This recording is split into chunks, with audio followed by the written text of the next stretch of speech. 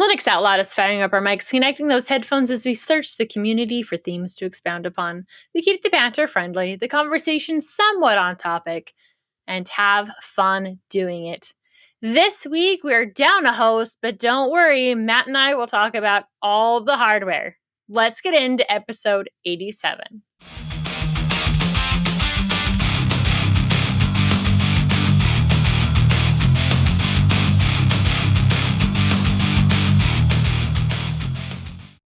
So while Nate's busy having fun in the sun, we're stuck inside, but that's all right. Both of us have got some fun hardware stuff going on this week. What do you have? Hardware always makes the world go around and more fun and more interesting. Yes. So anybody who knows is recently I've been buying a lot of hardware, and I mean That you have. of hardware. And this is after I spent like 2 years dwindling down to bare essentials. Funny how that works as a technology fan. So you go in these cycles of like, I'm decluttering, I'm getting rid of everything I'm not using, and then it's like, holy crap, I need more stuff, and build back up again. Yeah. Eventually I'm going to get through that. Okay, what use do you have point? But I haven't gotten there yet. Right. Everything at the moment has a use. Has a use. Whether or not it stays that way, that's another story. Right. Yeah. But so anybody who knows, I bought a MacBook, so there was that. That was that piece of technology for a very specific travel reason, for my trips back home, and just kind of battery life, and a lot of very esoteric reasons. Right. This thing sitting back here is the 1X Player Mini Pro Black Edition, because I have the white one. This one has Wendy the Rainbow Vomit that you're not going to care for. But this is the 32 gigs. It's basically the exact same spec model as the white one that I have, which currently runs Chimera OS. The problem with that, Chimera OS only plays well with AMD GPUs. Oh. Be it the ones that are in the system or external GPUs, which is actually behind the PS5. But unfortunately for me, I have a NVIDIA card. Right. Yeah. So I have been experiencing Windows on a handheld. And, you know, I talk a lot and I give Linux a lot of flack about how we rely on the command line and UX, user experience consistency, etc., and UI consistency, etc. Yep. Windows, this thing that is currently being piped to, does not have any of that. Windows out of a company that has had almost a quarter of a century to figure out touch interface. I still don't understand how they haven't figured out touch interfaces. So, like, you log in with the keyboard, cool, whatever. I don't. Yeah, that's fine, whatever. With the virtual keyboard, whatever. Right.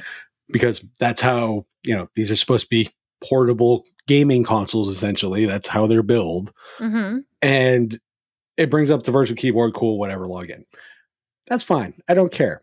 When you have to make a hardware-enabled specific workaround in order to break up the virtual on-screen keyboard for it to actually be used. So on the right joystick underneath it, if you tap the top button, it brings up the built-in Windows on-screen keyboard, like the one for accessibility and stuff. Okay. There's only one small problem with that. It's a free-floating window. So instead of expanding across like a proportionate amount of the screen, like a virtual keyboard normally would. Right. It's a floating window that you move around. So there's no integration of the keyboard into the actual OS.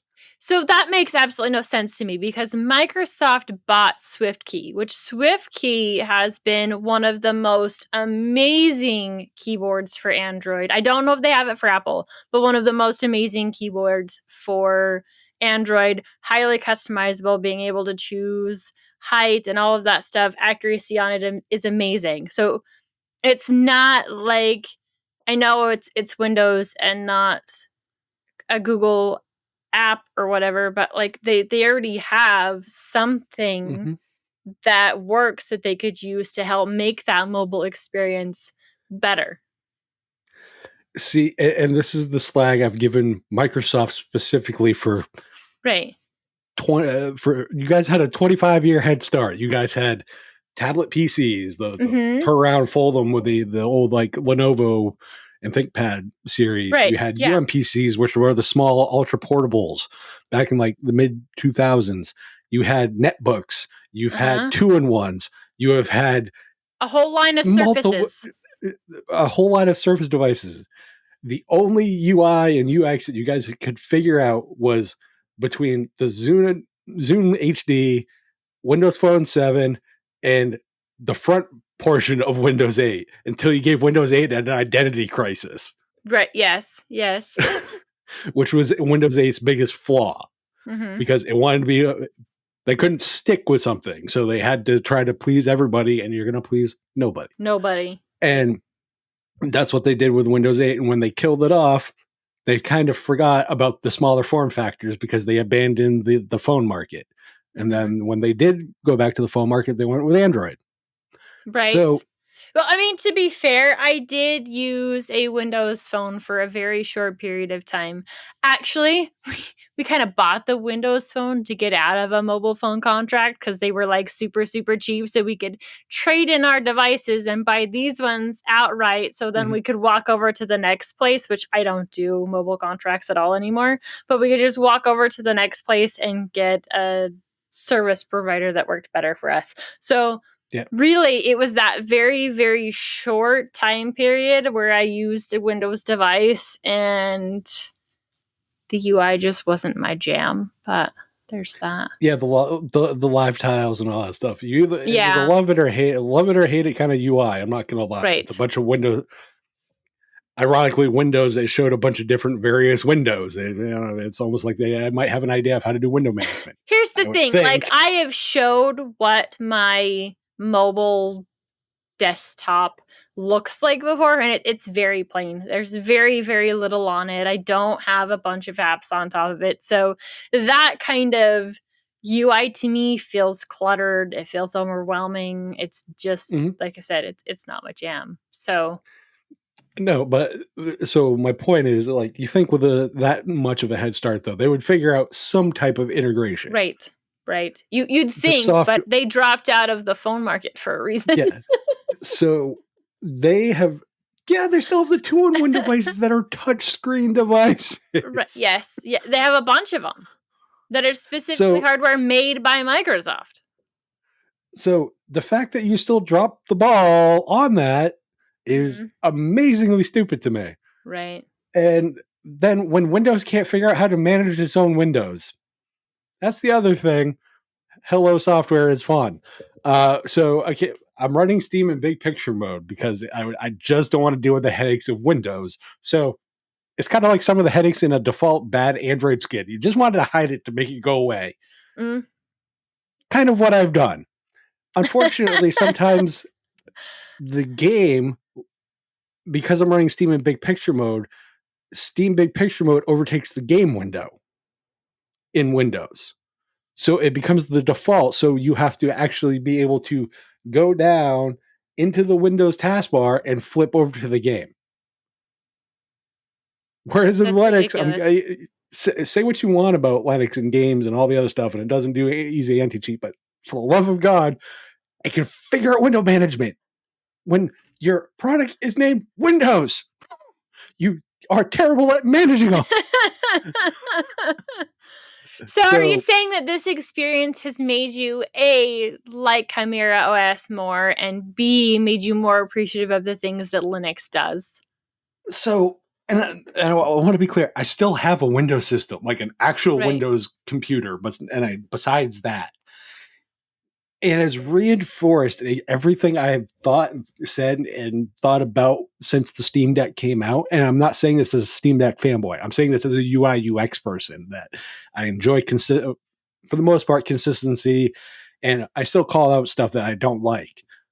But for the love of God, this is a square peg, round hole using the triangle to bash the square through the hole. Well, it has a lot to say on the Steam Deck when Nate, too, is very, very, I wouldn't say anti-Arch, but he does flip it quite a bit of crap. Tons of love for OpenSUSE. You could say that he might be a little obsessed with it. No, there's no little. He is totally obsessed with it. And it's totally not just a somewhat unhealthy obsession. It's an unhealthy obsession. And for him to be like, I really don't want to mess with the way this works because it works so well and everything is so fluid. I think that has a lot to say for the work that Valve has put into that device. Without a doubt. And I agree. I agree. And to be fair, SteamOS and that stuff, it has its issues. Right. They try selling these, though. The problem that I have is it's like a school that's overgrown, and they just start plopping down the outside modules that don't coalesce with the building that the school is in. Right. So it just looks crappy. Yeah. All those exterior, like very the temporary buildings, as they would normally call them, at least where I went to school is, and my school had a lot of them. And it was so you had the main school, and then you had other stuff that was still attached to the school, but it didn't look like they looked at. Oh, I can't say what. So yeah, we had a bunch of those too, and both. Not so much elementary school, definitely a ton of them in middle school and junior high. Mm-hmm. Ended up building a new high school. But yeah, you have classrooms that are basically these like miniature mobile homes. Mm-hmm. Yeah. But it all ties to the same thing, but they're their own thing. Right. And that's how they try to integrate all the exterior stuff of like different launchers and different all the other stuff is very third party. It kind of goes with the building, but not really. Right. And at least with all the tweaks and all the weird stuff you can do with a Steam Deck or Chimera OS and all that, it integrates into the same build. Mm-hmm. Right. And that's my biggest complaint about Windows. Like I could care because I view these as a piece. I view these as a console that happened to do some PC things. Right. And that's really what they are. If you're looking at it from a PC, you'll deal with it and you'll deal with Windows issues. But the love of God is these as a console and a Windows as a console OS is terrible. Mm. And it's not like they can't do consoles because Xbox has been around forever. Same amount of time. How can you not figure out a UI? Now, I'm not going to say, like, I have a Xbox One X, the Series X sitting next to me. I'm not going to say it has the most fantastic UI. It feels like the PlayStation UI. It feels very ADD on what it wants you to focus on. See, my kids have an Xbox One, first generation, and I wouldn't say it's my favorite user interface, but I can find stuff, right? They can play their games, and launching their games is probably pretty easy, like way easier than sometimes installing games is where it can be a little weird or clumsy, that kind of thing. But for the most part, like once you have a game installed and you just want to launch the game, that seems pretty straightforward. I haven't played with any other Xboxes. I didn't have Xbox growing up as a kid. I played on a Sega, so I'm a little sheltered that way. It did some Nintendo, but for the most part, at home we had a Sega. But so that's been my experience. If you want to view these as a Windows PC first, you'll get your money out of them. Right. If you view them as a console that happens to do some PC things, you are not going to enjoy the experience because it is not based around thinking of it as an appliance. Yeah. And it is a Windows 7-inch Windows tablet with controllers bolted on that you cannot remove. That is legitly how it is. Fun. Sounds fun. Terrible. Terrible. I have other words to describe this, but terrible is the most family friendly I can use. I will give Windows one thing. The eGPU switching is actually fairly good. Really? That's been the only like upside of that device or that OS, yeah. Once it gets a little weird because you have to understand how to do it. But basically, if you don't have AMD stuff already, and you're going to NVIDIA, go to their website, download their crap, install it. The one caveat is because most eGPUs you do go to an external screen, not the built-in screen, because then it creates a loop back and it's like delayed and input delay and all. It's just kind of annoying. When you go to an external screen, shut off the iGPU within Device Manager. Like actually disable it. Completely shut it down. So that means before you take it off the dock or whatever, you need to turn that back on? So no, Windows will default back to it. Okay, so if you restart it, you're good. Yeah. So because it disables it. It doesn't uninstall. I don't uninstall the drivers or any of that stuff. Right. Because Windows will still detect the screen as the screen. But that is the one caveat, because I was getting a lot of weird, like, hey, I would, be playing a game and all of a sudden the game would just go to a blue screen because it disconnected the eGPU for some reason. Oh, that's weird. Yeah. I don't know. Conflict in drivers, I'm assuming, or something. Yeah, probably. Probably. So if you're going to do eGPUs in Linux, it's kind of the same deal. Download like NVIDIA Optimus Manager QT or whatever, and just always go to, if you're going to be on your NVIDIA machine, just go to NVIDIA and leave it set to that. That's just kind of how I've gotten to it. Or you can say, or if you have an AMD, whatever. That is the one plus. But once that's done, it's literally, I drop it in the dock, plug it in, eGPU fires up, switch it right over to NVIDIA. No problem. Okay, cool. And don't get me started on controller support in Windows. That's bad.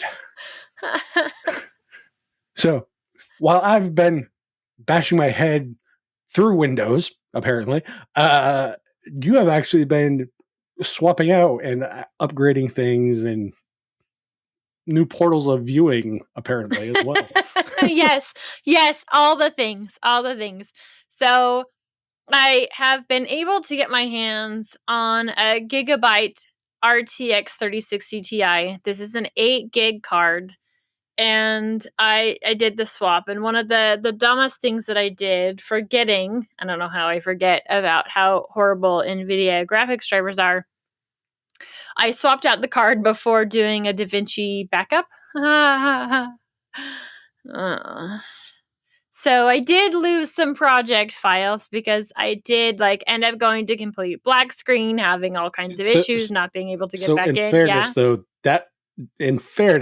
that's not a NVIDIA problem. That was an end user problem. That was an end user problem. I totally didn't do my due diligence in backing up because I am not a Michael. As soon as hardware shows up, I do not have the self-control to not put it in. Like, once it's here, I have to use it. There is no ifs, ands, or buts about it. I got to play with it. I got to check it out. So I got it installed. I ended up reinstalling my Manjaro system, got DaVinci reinstalled. All of that's working fine.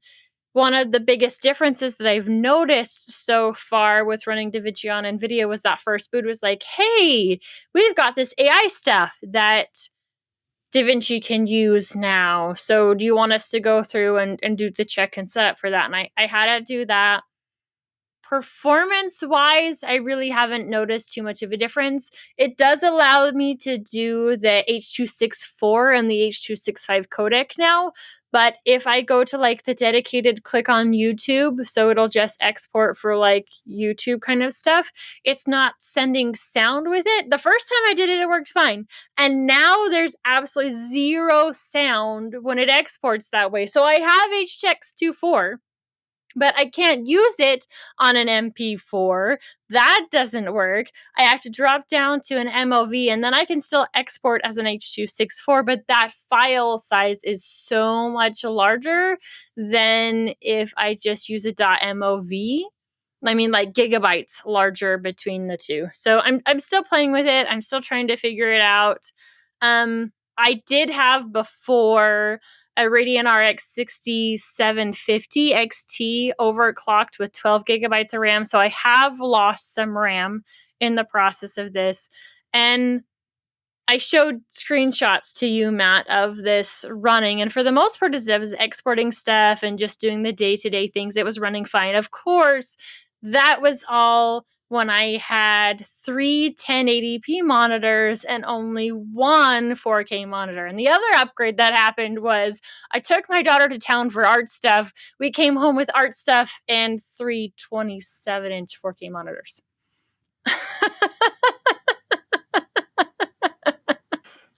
So I want to be clear. I am not the only person who does impulse buying when it comes to my technology. Well, here's the thing. I had been thinking about it. You guys give me crap constantly about buying hardware. I do. But it is for editing purposes. It is specifically for editing purposes. Not that it doesn't look beautiful. I shared a picture in our show notes with you of what that setup kind of looks like. But the biggest thing was color. So I had one monitor, the Dell, which was at least 10 years old. Maybe 9, it was somewhere in there. Still, I mean, a really high quality, great monitor that I got. I had another monitor that I got for Christmas.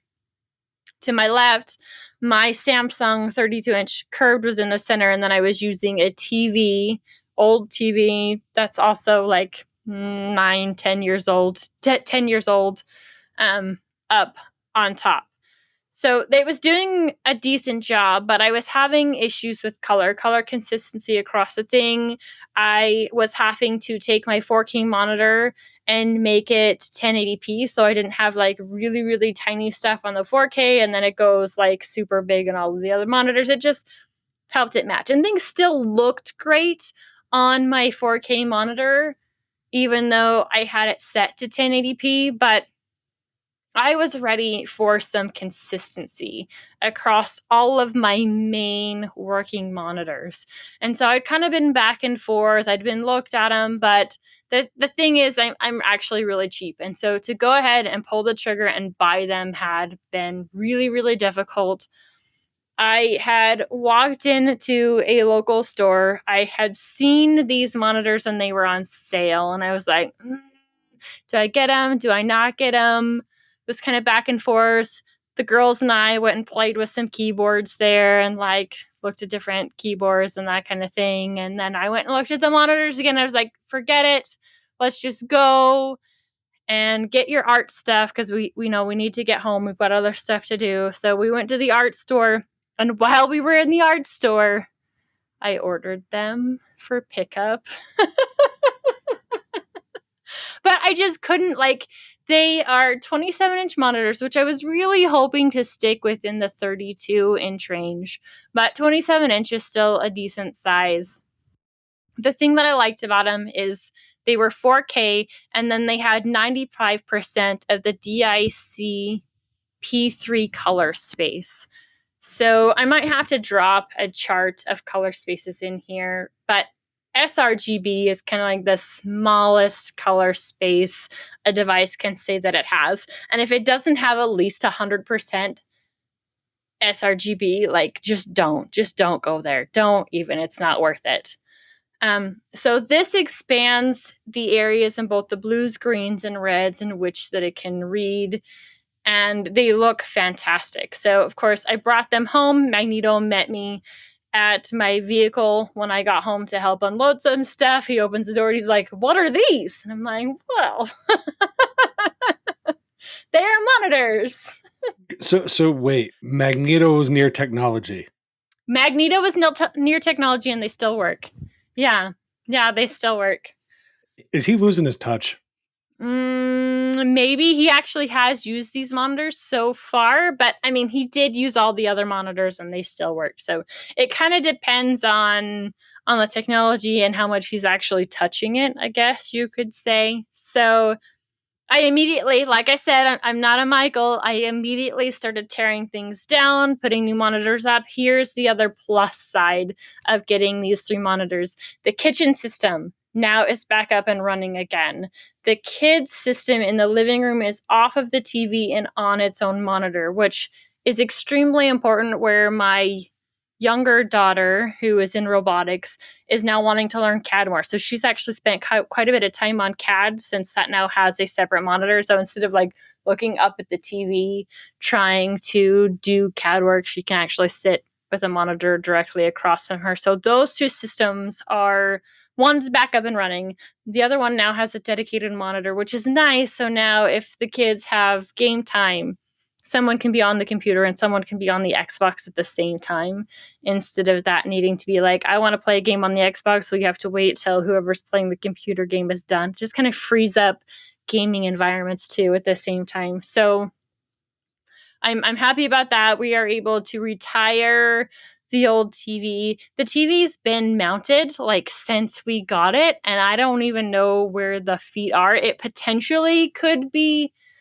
put somewhere else in the house where, I don't know, I'm completely running out of space. Like my whole house is crowded with crap that needs to go find another home. But those are up and running. So I will drop a picture in the video version of the show, and maybe in the show notes we'll see of what this setup kind of looks like. The one that I have shared with Matt right now in our show notes is me editing the pseudo show. So I've got the three 27-inch monitors across the bottom. If you remember that I got that 4-monitor stand. And up top, I have my 4K 32-inch curved monitor. It works really well. It looks really, really nice. But I did run into my first snag with that lower RAM graphics card. Like the day-to-day stuff is still running fine. I edited pseudo show just fine on this 8 gig graphics card. But I was trying to push 4K monitors and then play Phasmo in 4K, and I was hitting like max on that graphics card. It was starting to panic. Things were glitching, and I was like, okay, so I need to drop the game out of 4K and back into 1080p, which it still looked fantastic. But not playing games in 4K where it is also pushing 4K monitors. Yeah, well, so here's the thing. I have a 3070 with 8 gigs of RAM as well. And I don't and that's granted, it's the laptop variant, so it's about the equivalent to a 3060 Ti. Right. That has a 4K screen bolted to it as well. Mm-hmm. I don't even attempt to run games at 4K. Yeah. With one monitor. I had the Green with Envy NVIDIA app over to the one side as I started to play, and I was like, looked at the numbers, and I'm like, ooh, we're hitting like 98, 99% GPU percentage used, and watching like glitch, and I'm like, okay, yeah, we'll tone that down. But otherwise, it's all working fine. I have to say, my favorite part about the NVIDIA graphics card over the AMD graphics card, I know I'm jumping all around, but welcome to my ADHD. My favorite part about that change up is the fans in the NVIDIA graphics card are so much quieter. I still have the same crazy high ramped up fan curve that I had on the other one. It's incredibly so much quieter, and I don't understand why. I have used graphics cards from the same company, just a different, like AMD versus NVIDIA. I don't understand why they're quieter. I don't know, but they are. Mm-hmm. So I've used both. Those that don't know, Wendy got the 3060 from me, so we'll just put that totally out there. This is a 3-fan 3060. Like, this is a beefy 3060. It's like, a beefy card. Full bore. 3 fans, so you would think noise level wise that would be fairly high when the fan level. It's not. I've used AMD cards. I've used NVIDIA cards. I've like you. I've kind of been all over the place. AMD cards. If you start ramping up the fans, you will know. They scream. Yeah, they scream. Mm-hmm. It keeps them cool. I'm not going to say it doesn't, because the Vega 64 that I had was, you knew the fans were on, but it kept it cold. But NVIDIA, like, I have a game like right here. This has got the highest RTX stuff on, so it's like ultra quality and all that stuff. Yeah. And I'm not hearing a peep out of the eGPU from it. And that's because this gives it like all the sway and the trees and all that. Like, right, yeah.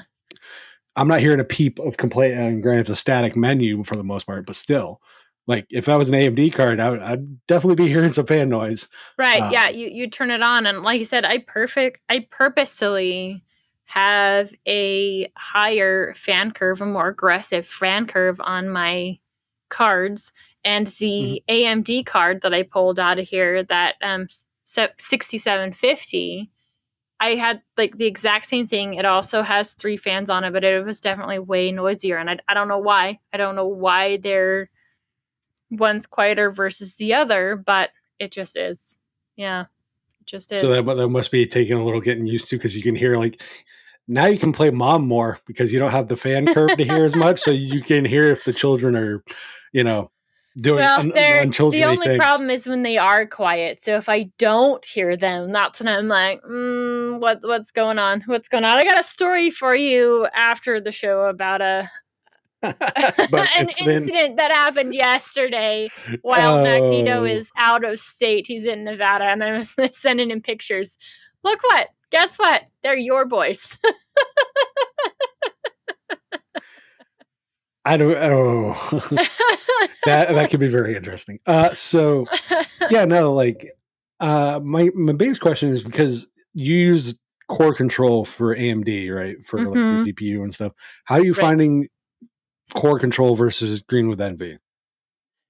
Really, for the most part, I think I like Green with Envy more. And the biggest reason why I do is it's the stats on the card that I like better in the Green with Envy. It's pretty straightforward. I can look over at it and see what my usage percentage is. I can see what my power pull is, all of that stuff. And for someone who is concerned about keeping things cool, B, wanting to make sure that I'm not over stressing the card. And I just like to geek out with those numbers. Are they something that I have pulled up all the time? No, but especially when I'm running a new card, playing with a new card, even if it's new to me, those are all things that I want to see. And I knew I had quite a bit of overhead in general with the power supply that I have in here, but it's always nice to know that I'm still have buffer room, that I'm not hitting that danger zone of over pulling on power. So the one, because I have core control pulled up right now, the one thing that I can say, because that I kind of do like with Green with Envy, is you can see the fan curve that you can change almost on the fly down in the bottom. The Windows-esque kind of like measurement of like, here's your 8 gigs of RAM in this case. Yeah. And it gives you the number. Whereas core control will give you all that, but it gives you like the giant, like, here's the fan curve history and like the load history. And it's like, I don't really need all of that when it comes to like specifically my GPU. What I need is like, where am I at? What's my thermals at, and all that kind of stuff. And the thing I like with core control, it's more compact in a window. That I think that's my biggest thing. But the only thing is, I wish on both of them, I wish I could put them down as not an app. What are these called down here? Widgets. I wish I could put that down as a widget in my not menu bar, whatever in the heck this I know what you mean. You know what I mean? Yeah. In the task manager, because I have my CPU and my memory as little graphs down in there. It'd be kind of nice to be able to keep track of my GPU in the same way as I do those two things. Yes, I have to keep track of my RAM right now. That's something that needs to be replaced. It's kind of the next thing that's getting replaced. Is, I'm right now running at like 20% RAM usage with multiple windows open, rendering and all of that stuff. Even more so, like having 4 4K monitors running has definitely kicked up how much RAM I'm even using, I've noticed. And so that's kind of one of the next things that needs to get replaced. And so I do like to keep a really close eye on that, because sometimes I am hitting that 95, 98% RAM used. And the nice thing about Linux is, you can go ahead and add like the virtual RAM, right? But having that dedicated actual RAM, I think is definitely more important. So that's the next thing that's coming up, the next thing that's getting used or replaced, not used, whatever, words are difficult. But I started looking into RAM in general, and it seems to be harder to find that DDR4 RAM right now. So a lot of that, I think, has to do with the new switch over to a lot of the new chipsets. I think a lot of them are DDR. And all that's DDR5 is becoming a thing. So it could be like when we went from DDR3 to DDR4. Here's the thing, DDR3. Like, I still was able to find DDR3 RAM when I needed it. Of course, like, you were buying it sometimes from very specific companies. So the computer system right now is one of those minis, so it actually uses laptop RAM. But that old Dell system still uses DDR3. And I know, like, the one that accessed the kitchen system, that was given to me. And from that guy, I also bought, like, an identical system for my in-laws when we were setting up their computer. And there was a bad RAM stick in theirs. And I was able to purchase a RAM stick for that system and replace it. Of course, that's now also been 4 years ago. It was 4 years ago that I replaced that stick, because I know it was 2020 when we built that system for my in-laws, which is still running absolutely amazing, by the way. And I mean, it's running an old, I think, i5 or maybe like second or third gen i5. Not new by any means. And the one in the kitchen, I think, is running a Gen 4 i7. Something like that. But, I mean, heck, that system, now that it's working again, that's mostly being used for, like, streaming some videos, watching some stuff on Twitch, like, it's not like it's getting these massively heavy workloads. And for those cases, being able to replace those parts in it is kind of nice. Now, if the motherboard dies, I don't know that I could be able to replace that, and I might need to repurpose that machine in general for, like, a mini other system. I was thinking about it today that when I do go ahead and upgrade my CPU and motherboard, that will probably head over to the kids system. What's in the kids system will probably go to the kitchen system, and we'll just do, like, the rotation of hardware through the house and then recycle what's ever at the end of that line. Yeah. No, that's definitely interesting to always see. Tech is interesting in general, though. It is. And the thing is that's kind of crazy to me is tech, for the most part, is moving fast. I don't think it's moving as fast in the last maybe 10 years, 5 years as it has, say, previously. But it's pretty easy to see that, okay, I bought this thing this year and now it's outdated, or I bought this thing like 2 months ago and now it's outdated compared to whatever this new thing is. But then if you're looking at the real world aspects of how that hardware is getting used, there's no reason to throw it away, because the CPU that the kids are using in their system was from a pre-built that I bought 8 years ago. And it's running amazing. It's doing all the things they need to. It's playing the games. It's working in CAD. Granted, they're using Onshape, so that is CAD inside of a browser, but it's doing all the things. It's running perfectly fine. And it's so easy to get caught up in there's a new thing when really there's no reason to upgrade. But I say that knowing that I would love to have, like, the 3080 or 3090 instead for increased RAM in my graphics card, right? Yeah, I hear you. So, like, anybody who knows me knows I am a cheapskate. I am a cheap person when it comes to my tech. I will avoid spending as much money as humanly possible, and if it means I gotta scrounge for a deal, I will somehow find one. I mean, my main editing rig and the show and when we used to record and stuff for a long time was a second gen i7 Elite book. Mm-hmm. And I still use that as a gaming machine up until like 2020. Right? That machine came out in 2011. So that machine got over almost or just about a decade of use. Right. Solid use, hard use. Yeah. So literally the only Ryan hates me for it because I had to replace the GPU twice, but there's just certain things I don't want to do, and that's one of them. Right. Yeah. And it makes sense. Like, I mean, when I built this system, I was building it for the fact that I definitely wasn't replacing key components minus the GPU for at least 4 to 5 years, right? That was the goal in mind when I built it. And I think, honestly, despite being tech enthusiasts and all that stuff that we are, I think sometimes we do get caught up in chasing the dragon of the new shiny. We really do. Yeah. And, I love technology. I will be the first to admit that I will go and buy crap I don't need probably, or I could probably live without. I will be the first to admit it. But on the same note, I will be the first to say that as a consumer, you don't need, most people, you really don't need the new shiny.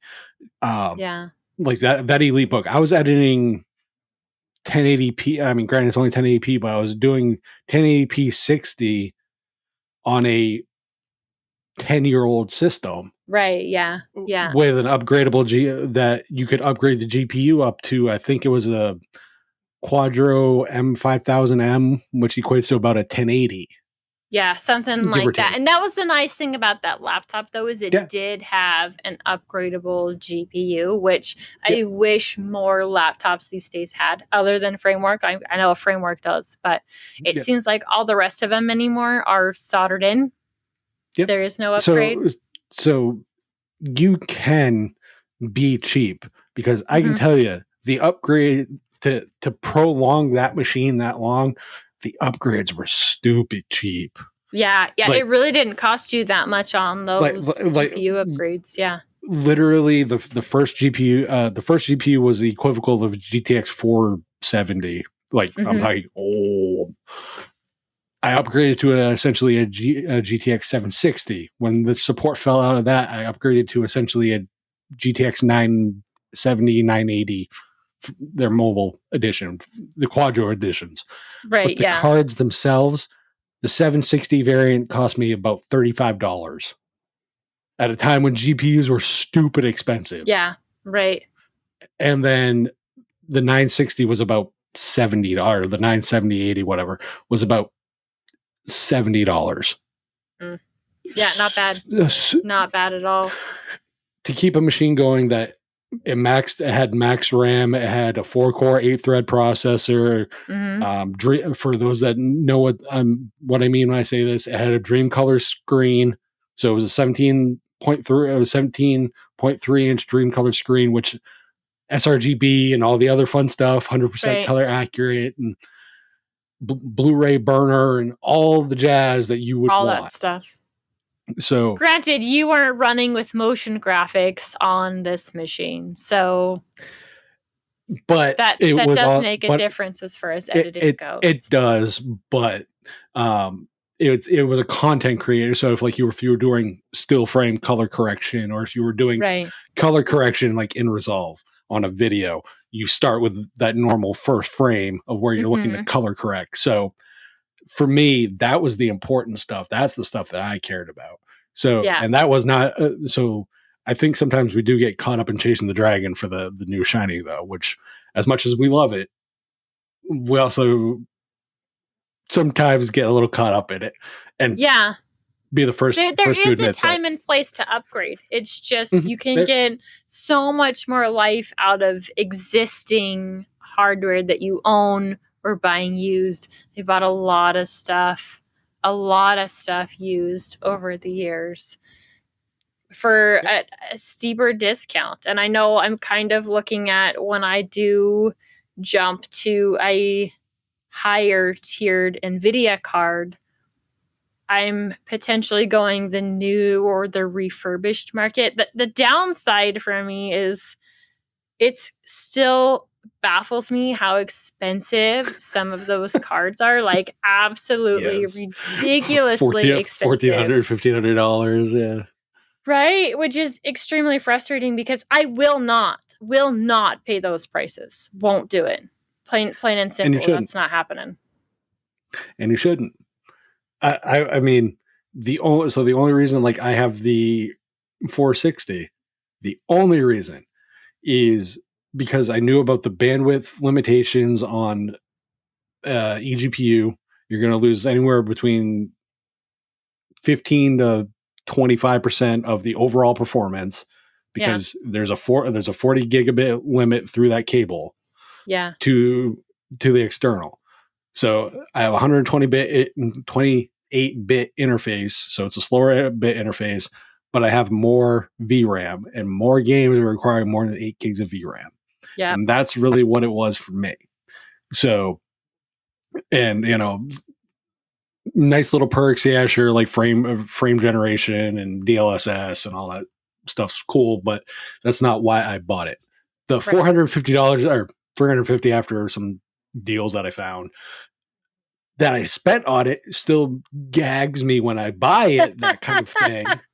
Because I remember buying a mid-tier, what would have been mid-tier, like desktop GTX 760, which was 4 gigs of RAM at the time, for about $200.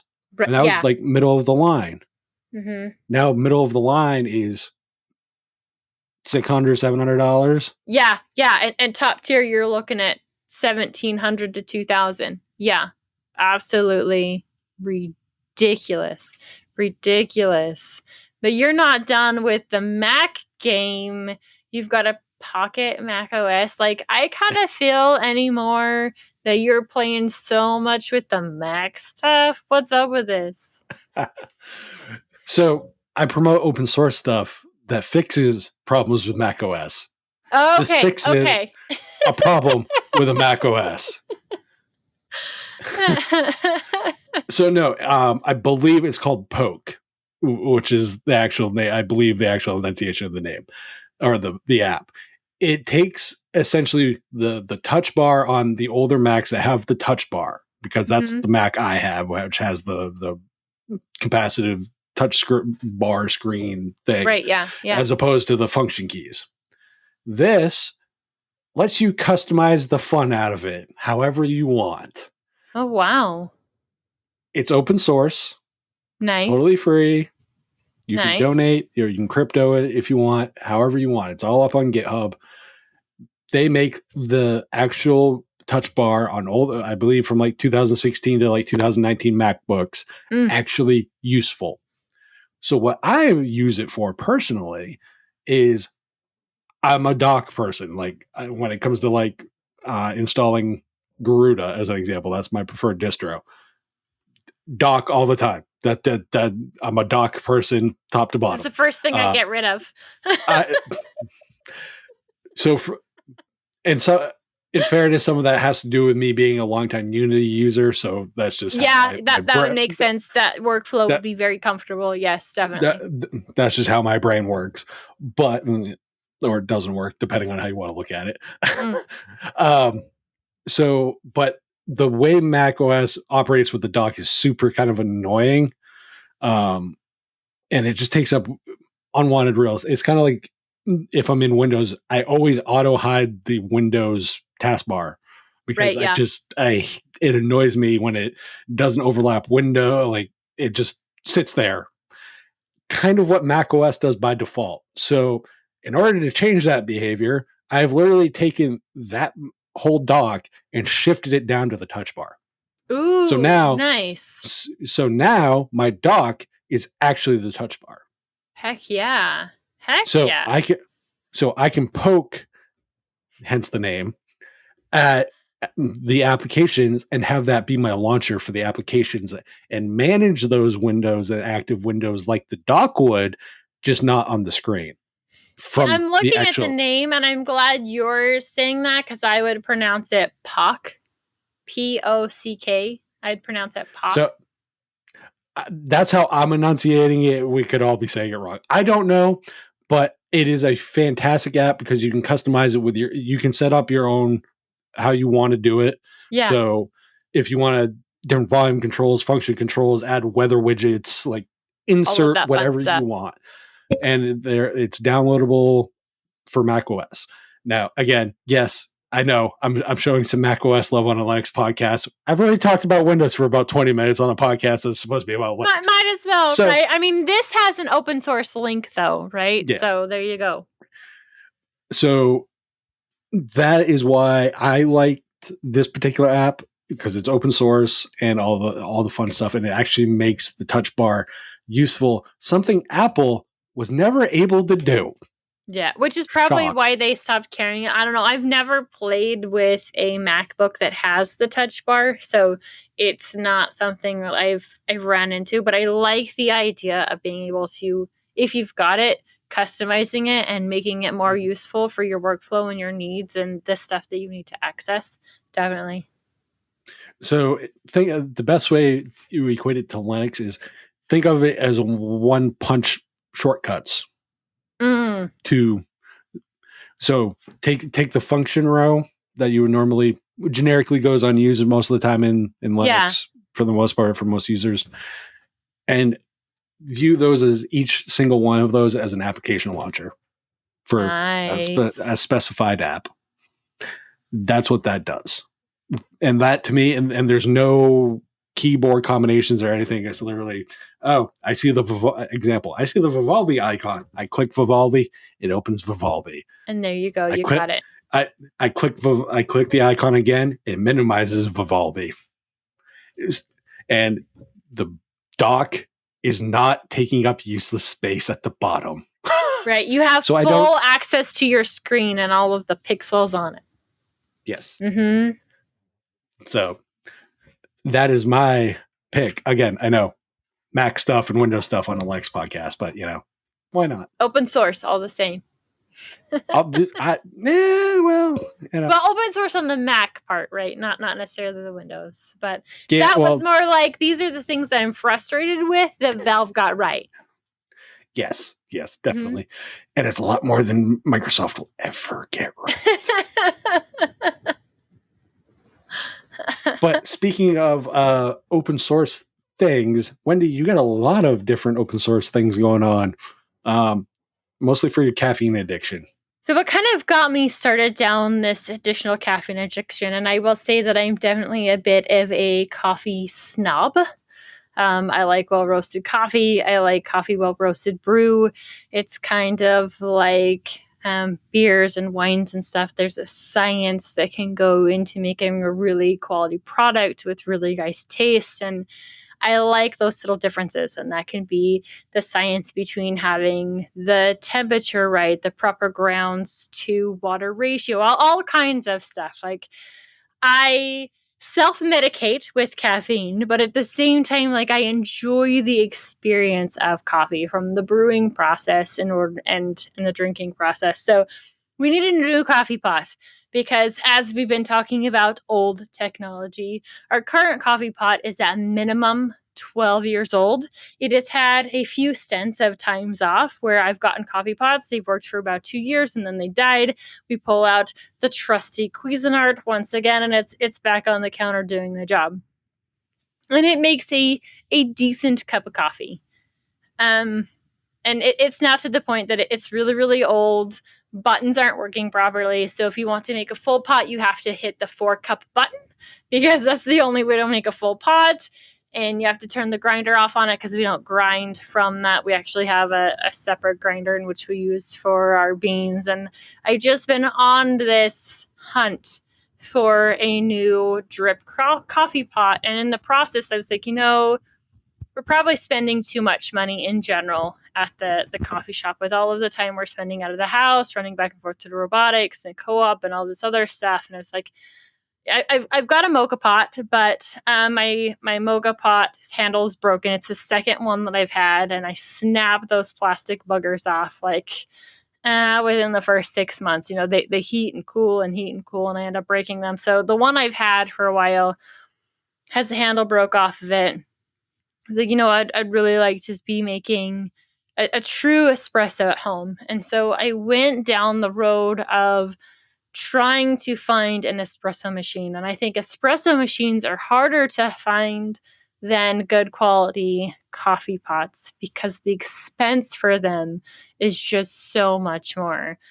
And I had been looking at the Breville Bambino. One of the things that the Breville Bambino gives you is they have a PID for the water temperature. And that's really important in that science of things, the science of coffee, in order to make sure that those temperatures are coming up to the right brew amount before it is running through those coffee grounds, so you're getting the right extraction from the beans. And I was getting close to hitting the buy button, and then, it was one of those like, okay, then I'm cheap at the same time and didn't want to go ahead and spend the money, so I bought a new mocha pot. This one is stainless steel. It's got a metal handle. Like, that thing isn't going anywhere. I'm not too impressed with the coffee that's coming out of it yet, but I'll play with it and get it figured out to get the cup that I actually wanted out of it. But that was kind of like a side, like I'm still getting not true espresso, but richer than I would be getting from a drip coffee pot. Why I continue to look for espresso machines. And I had been watching all kinds of videos and came across one that got me even more excited about getting a coffee pot. So this is a machine from Italy. It's made by a company in Italy. And I've heard it pronounced 1,000 times, but I'm probably going to mess up the name of it again. The Gaggia Classic, the Gaggia Classic Pro, one of those. Like, there's multiple ones that'll work.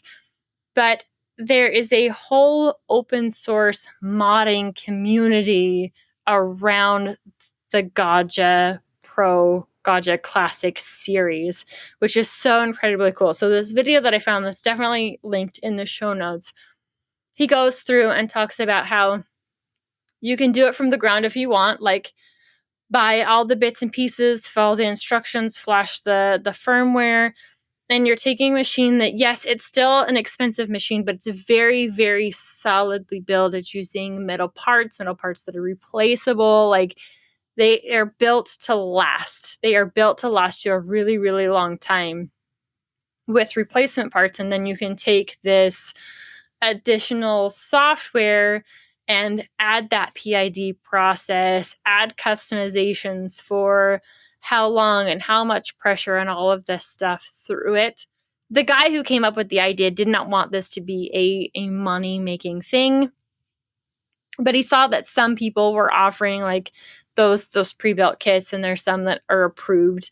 I'm guessing the approved ones are ones that do have all of the hardware and then are not upcharging you a whole lot in order to get those, with an entire community around doing it. So that, I'm pretty sure, is going to be my espresso machine. It's not just the coffee, but I'm taking espresso and open source and DIY and making like DIY awesome sauce espresso.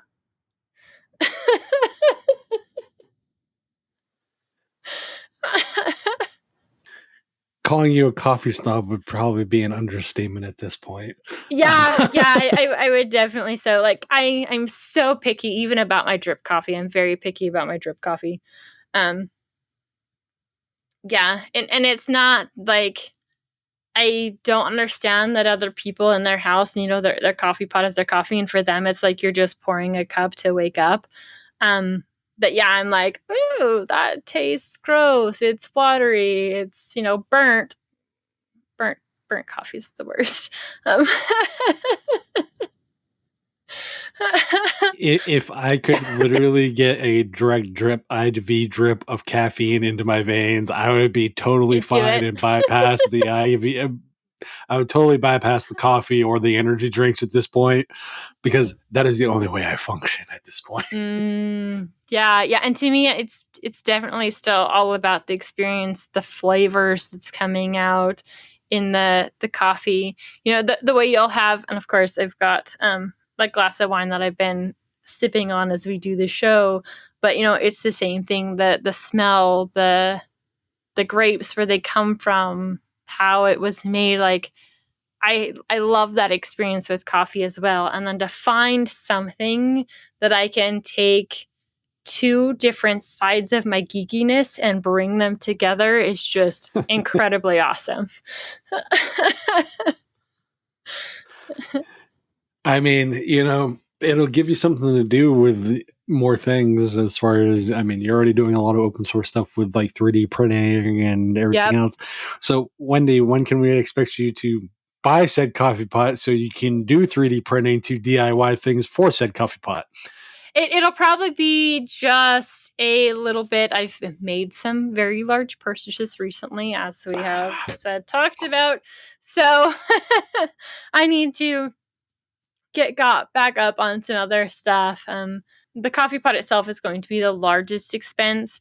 Really, all of the bits and bobs that go to making a better espresso machine really aren't going to cost that much. So once I actually have the espresso machine, then we'll go from there. I would like to find one used. I don't necessarily want to buy one new off the shelf. One of the downsides of the newer ones is, as usual, you got to make some additional tweaks. They've made some upgrades to the newer versions, which require just a little bit more work. So if I could get my hands on one of the older models, that would be absolutely fantastic. So I'll be spending some time doing some research on finding the right one that I would prefer to buy at a used price, and then just doing the research. So then once I actually have the espresso machine in hand, I've kind of went through the educational side of stuff. What do I need? What am I flashing? What needs to go where?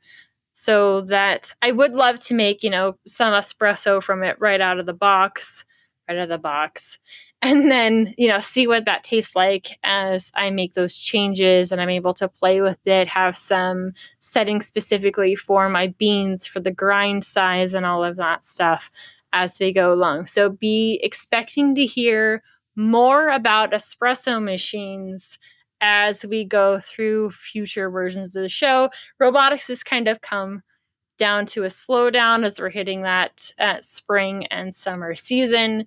So I will be bringing you more fun geekiness with espresso machine upgrades as soon as that happens.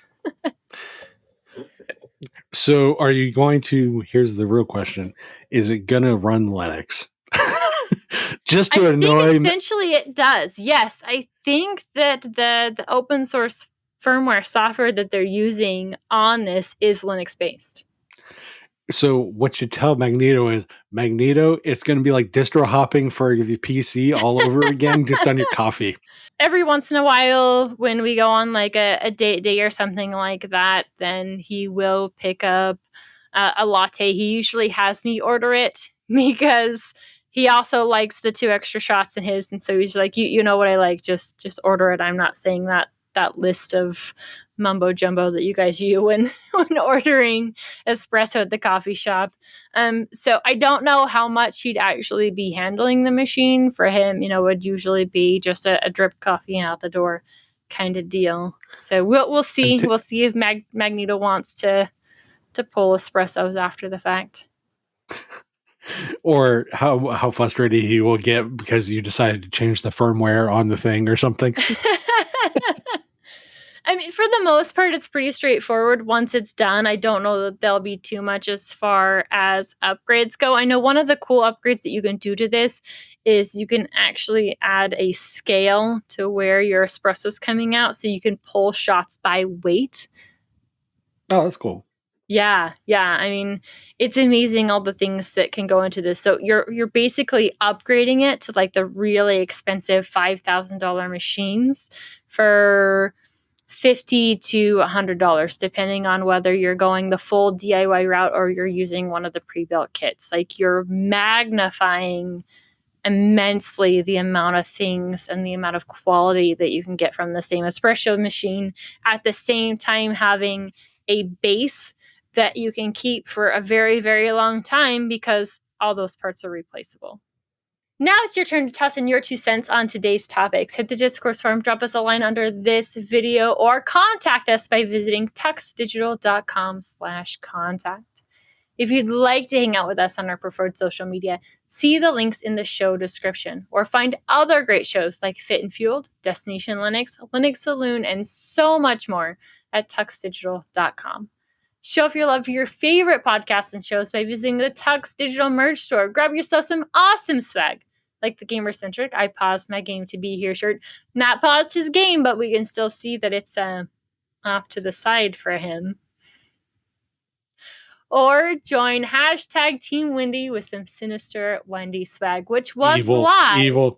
Not evil, but there was some live swag there at scale this year. So awesome to see that. Thank you so much. As always, we thank you for joining us. We'll be back next time with another awesome episode of Linux Out Loud. Until then, keep the banter friendly, the conversation somewhat on topic, and have fun doing it.